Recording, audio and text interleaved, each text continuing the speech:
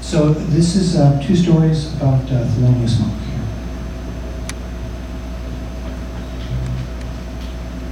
First one is from Dick Griffin, trombonist. Yeah.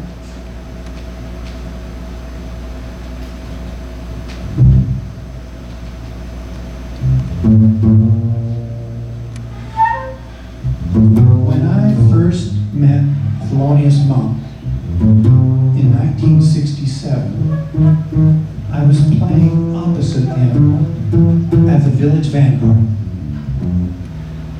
Now, I didn't drink or smoke or anything like that, so I spent most of my time in the kitchen with him.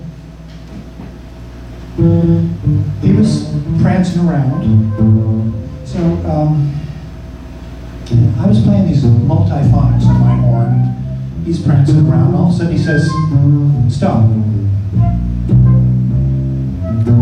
What is that? Play that again." So then every time someone came into the room, we had a routine. He'd throw up his hands, and I'd play some multiphonics. And he'd grit his teeth and say, "Check that out." So we became very good friends.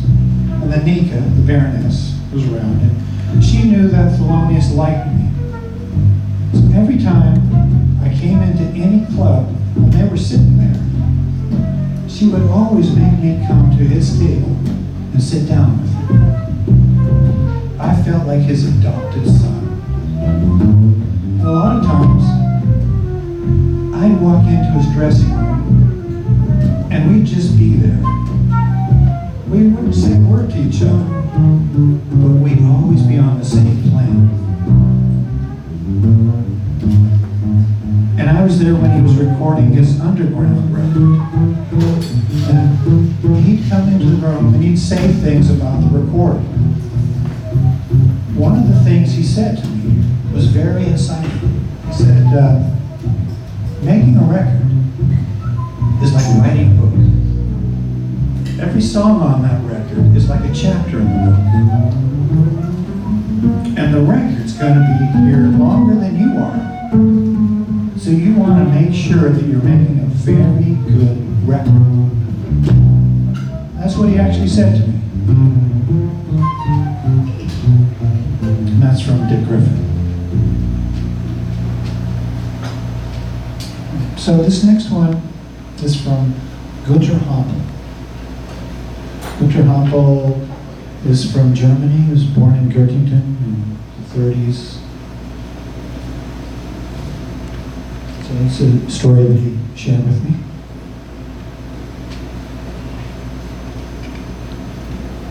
I met Thelonious Monk. I was introduced to him at his concert by my manager, who was setting up my concerts too. So Monk, he looks into my eyes, and I have never had anybody again look like that. He saw so much in my eyes. It was unbelievable. So he asked me after the concert if I could come with Nellie, that was his wife, but first he wanted to know more about European music. So the first question he asked me was, who is copying me in Europe? Who is copying me? Well, see, I thought, okay, I know all the copycats here, so I'm not mad with them. But I didn't think so much of them. But he wanted to know because he said, the more people copy my music, the more fans I'll have. See, it's just another aspect. It's a different switch than anyone has to it. Here, I say, like, oh, to learn jazz, you shouldn't copy. You should learn. But this was his aspect. So we were sitting all night and talking, and he got everything out of me, whatever that was. And we became very, very good friends. He often was calling me and Nellie and me and him when I was coming to New York, but then he got more sick and he disappeared.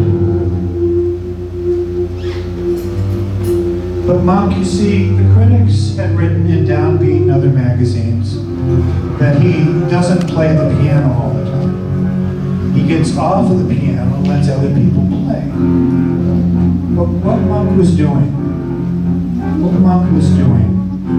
is, I watched it in that concert. He was getting up from the piano, and Frankie Dunlop was playing the drums. Now, Frankie was a drummer, but he was also a real dancer. So, and Monk, he went up from the piano and danced, and he was very voluminous at the time.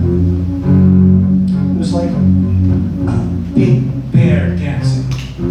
But the musicians played with his moves, though he wasn't playing the piano.